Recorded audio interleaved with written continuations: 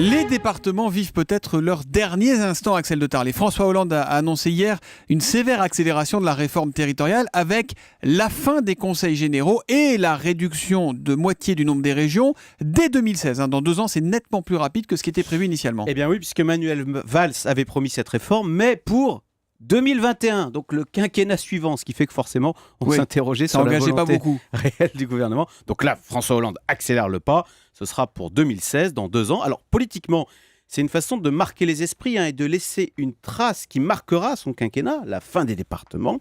Et puis économiquement, c'est très important, parce que les collectivités locales sont en grande partie responsables de l'explosion de la dépense publique. Alors intuitivement, on le sent bien en se promenant dans notre beau pays avec tous ces conseils généraux, ces conseils régionaux flambant neufs, tous ces chantiers plus ou moins pertinents, des ronds-points pour faire joli, des ponts qui ne mènent nulle part, des salles polyvalentes et autres maisons des associations, en tout genre, avec à chaque fois tout le personnel associé pour faire tourner ces établissements publics. Un chiffre quand même, en 2012, pendant que l'État central se serrait la ceinture et faisait des efforts et supprimait 25 500 postes de fonctionnaires, dans les collectivités locales, eh bien, les effectifs ont continué à augmenter.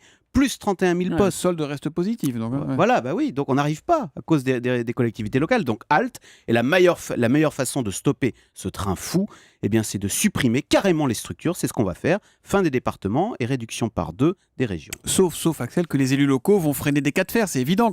On va leur demander de supprimer leur propre poste, de se faire harakiri. Ils vont pas vouloir. Voilà, alors c'est vrai que déjà, vous avez raison. On entend de puissantes voix. Alors, à gauche comme à droite, nous expliquer que c'est impossible, que c'est beaucoup trop rapide. Comme l'a dit hier François Hollande avec malice, c'est là qu'on va voir ceux qui sont conservateurs et ceux qui sont réformateurs. En fait, François Hollande mise sur la pression de l'opinion publique qui est demandeuse. Et c'est ça qui est totalement nouveau dans cette affaire. Aujourd'hui, c'est un sondage IFOP, 60% des Français sont pour la suppression des départements et la même proportion est pour la réduction de moitié du nombre de régions. Alors qu'il y a 6 ans, en 2008, c'était la proportion inverse. 60% étaient contre.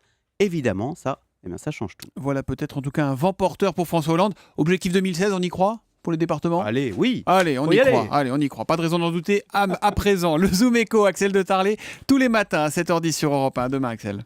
C'était le Zoom Echo.